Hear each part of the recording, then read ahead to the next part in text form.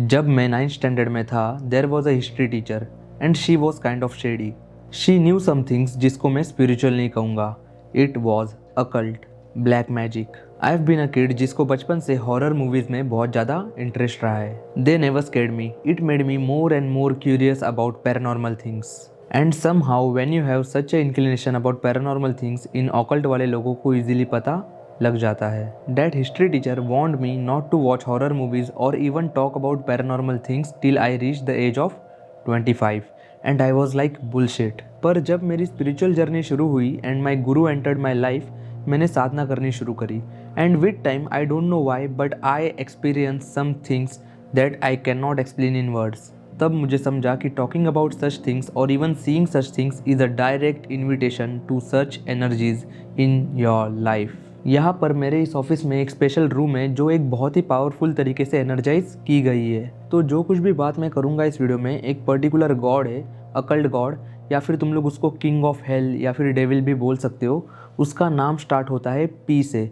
मैं उसका नाम लेना अवॉइड करूँगा। ऐसे एनर्जाइज स्पेस में जहाँ पे मैंने ऐसी चीज़ें देखी है जो मैं शब्दों में डिफाइन नहीं कर सकता, मैं नहीं चाहता कि मैं किसी और अननेसेसरी एनर्जी को यहाँ पे इन्वाइट करूँ।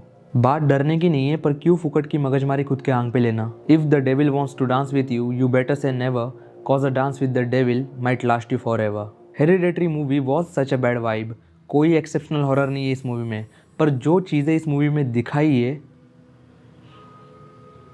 जैसे हमारे भारत में अपना ब्लैक मैजिक है, वैसे ही वेस्ट के पास भी उनका एक ऑकल्ट सिस्टम है, satanic rituals. Particular entities create किए गए हैं जिनको इनवाइट करना बहुत आसान है। वो एंटिटीज़ तुम्हारे लिए तुम्हारी कोई इच्छा पूरी करती है, पर उसके बदले में तुम्हें कुछ देना पड़ता है। एंड इवन आफ्टर डैट, जब तुम ऐसी एनर्जीज़ को इनवाइट करते हो, तब ये एनर्जीज़ तुम्हारे जेनेटिक सिस्टम को आइडेंटिफाई कर लेती है और उससे अटैच हो जाती है। तुम्हारी तो ज़िंदगी बर्बाद हो ही जाएगी, पर आने वाले कई जनरेशन्स की भी ज़िंदगी बर्बाद हो जाएगी। मेरे गुरु ने तो हमें ओपनली थ्रेट दे के रखा है कि अगर मैंने कुछ ऐसी चीज़ करने की कोशिश की तो वो मुझे ख़त्म कर देंगे। वो एनर्जीज़ मेरा या फिर किसी दूसरे का नुकसान करने से पहले ही मेरे गुरु मुझे ख़त्म कर देंगे। हेरिडेटरी मूवी के जो कोई भी राइटर्स और डायरेक्टर्स है, I am quite suspicious about the things they are doing in their real life. क्योंकि मूवी में जिस डिटेल में चीज़ें बताई है, इट इज़ प्रिटी क्रिपी। कभी कभी लगता है कि इट वॉज अननेसेसरी।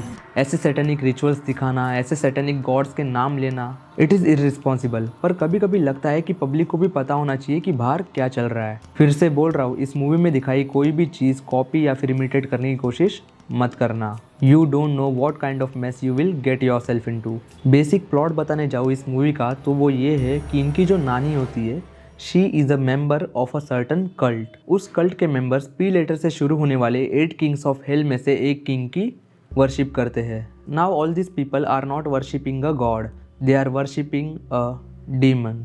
इस कल्ट के मेंबर्स ने एक होस्ट सिलेक्ट किया है जिसमें ये लोग उस पी नाम के डीमन को उतारना चाहते हैं। And they have shown the whole journey of it. Hereditary, basically the point is once you attach yourself with the evil, it never leaves you. तुम्हारे मरने के बाद भी आगे के कई जनरेशन्स को ये एनर्जी इफेक्ट करती रहेगी। और अगर ये एनर्जी पावरफुल इनफ है और तुम पे किसी ग्रेटर ग्रेस की मेहरबानी नहीं हुई, तो ये एनर्जी तुम्हारी पूरी जनरेशन भी ख़त्म कर सकती है। जितने भी लोग तुम्हारे जेनेटिक्स से अटैच्ड है, वो सब खत्म हो जाएंगे। मैंने खुद ऐसी कई फैमिलीज देखी है। इवन आज भी तुम कोकन साइड के किसी गांव में जाओ तो बड़े बुजुर्ग एकदम प्रिसाइजली बताते हैं कि कौन सी फैमिली शापित है।